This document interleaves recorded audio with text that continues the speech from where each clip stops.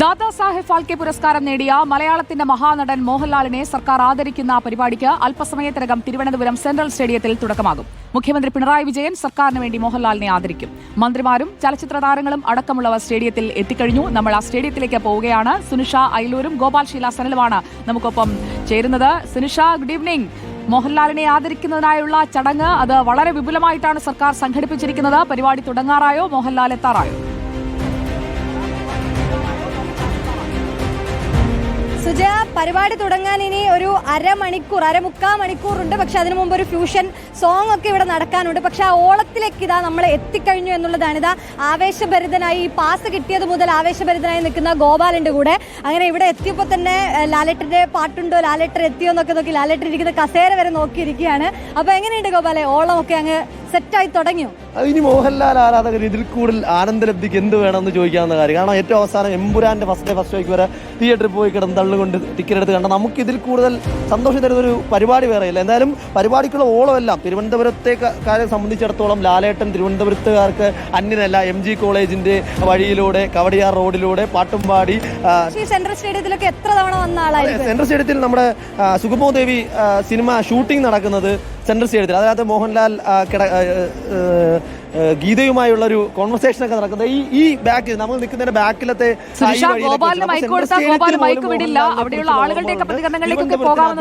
കൂടുതൽ ഓർമ്മകളുണ്ട്. അപ്പൊ പരിപാടിക്കുള്ള ചിട്ടവട്ടങ്ങളെല്ലാം തന്നെ പൂർത്തിയായി കഴിഞ്ഞിരിക്കുന്നു. ഇതിന് നേതൃത്വം വഹിക്കുന്ന ബന്ധപ്പെട്ട അധികൃതരെല്ലാം മന്ത്രി ആളുകളുടെ, അതായത് ഗോപാലിന് മൈക്ക് കൊടുത്താൽ അത് വിടില്ല എന്നുള്ളതാണ് പറയുന്നത്. സത്യം കേട്ടോ. പക്ഷെ ഇവിടെ എത്തിയ ഓരോ ആളുകളിലേക്ക് പോകാൻ നമുക്ക് ഇപ്പൊ ഒന്ന് കാണിച്ചു കൊടുത്താൽ ഇവിടെ മന്ത്രിമാർ, ഒപ്പം തന്നെ ഇനി സീറ്റ് കാണിച്ചാൽ എല്ലാവരും ആവേശഭരിതമായി നിൽക്കുന്നത് മോഹൻലാൽ എപ്പോൾ എത്തുന്നത്. ഇതാ ഇവിടെയാണ് മോഹൻലാൽ വന്ന് ഇരിക്കാൻ പോകുന്നത്. മോഹൻലാലിനുള്ള സീറ്റാണ്. തൊട്ടടുത്തായി മുഖ്യമന്ത്രി പിണറായി വിജയന്റെ സീറ്റാണ്. മുഖ്യമന്ത്രി പിണറായി വിജയനാണ് ഇന്ന് സംസ്ഥാന സർക്കാരിന് വേണ്ടി ആദരം നൽകുകയും ചെയ്യുന്നത്. ഏതായാലും ഒരു 5 മണിയോടുകൂടി തന്നെ ആ പരിപാടിയിലേക്ക് കടക്കുമെന്നുള്ളതാണ്. ആളുകൾ ഇങ്ങനെ എത്തിത്തുടങ്ങിയിട്ടുണ്ട്. മന്ത്രിമാർ ഉൾപ്പെടെയുള്ള ആളുകളെല്ലാം തന്നെ എത്തിയിട്ടുണ്ട്. ഇങ്ങനെ തിരക്കാണ്. ടീച്ചറെ, എങ്ങനെ മോഹൻലാലിനുള്ള ഒരു ആദരം കൊടുക്കുകയാണ്? മോഹൻലാൽ ഫാനാണോ? മോഹൻലാലിന് എല്ലാ നല്ല സിനിമാ നടന്മാരും ഇഷ്ടമാണ്. പ്രത്യേകിച്ചൊരു ഫാൻ അസോസിയേഷനിലെ മെമ്പറൊന്നുമില്ല.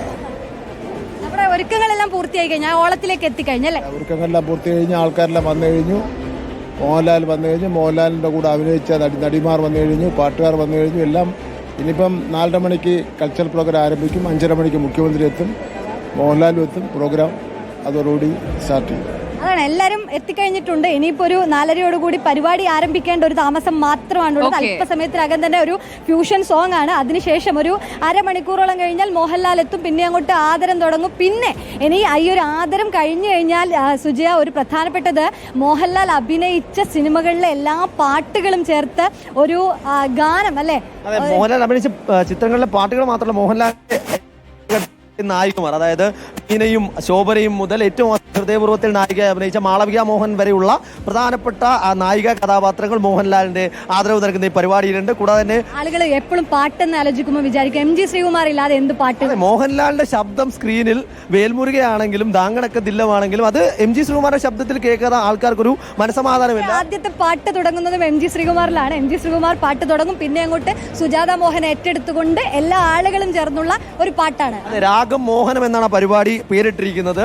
TK രാജീവ് കുമാർ അദ്ദേഹമാണ് ഈ പരിപാടി സംവിധാനം ചെയ്തിരിക്കുന്നത്. അതുകൂടാതെ തന്നെ കഥകളി, വാനപ്രസ്ഥമൊക്കെ നമ്മൾ കണ്ടതാണ്.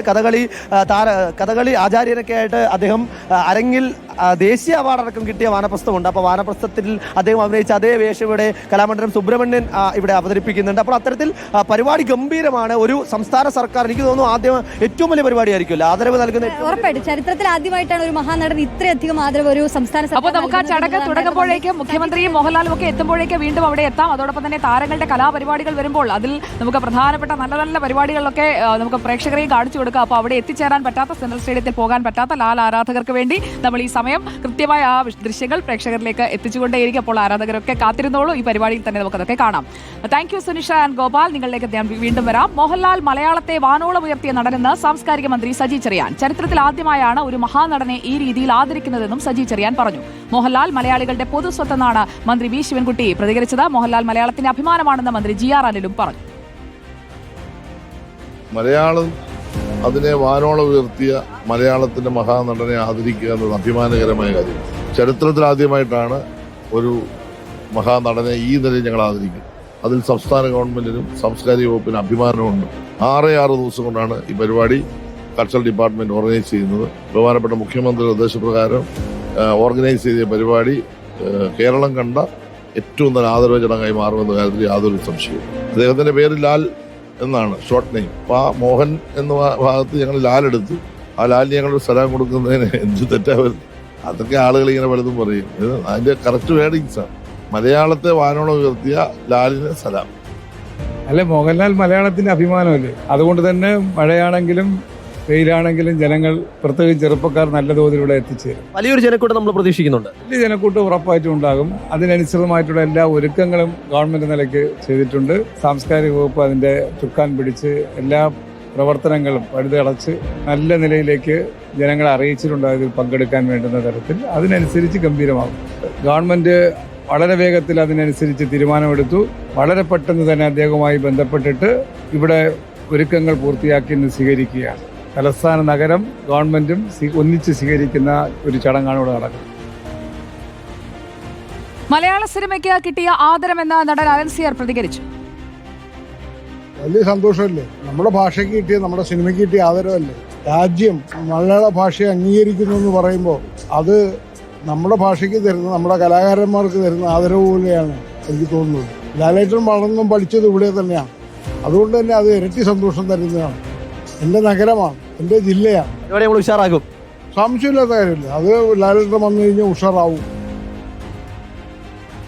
അപ്പോൾ ലാൽ സലാമിന് എത്താനായി സാക്ഷാൽ മോഹൻലാൽ തയ്യാറായിക്കൊണ്ടിരിക്കുകയാണ്. അവിടേക്ക് എത്തുന്ന വേളയിൽ നമുക്ക് വീണ്ടും എത്താം പരിപാടിയിലേക്ക്. ഇപ്പോൾ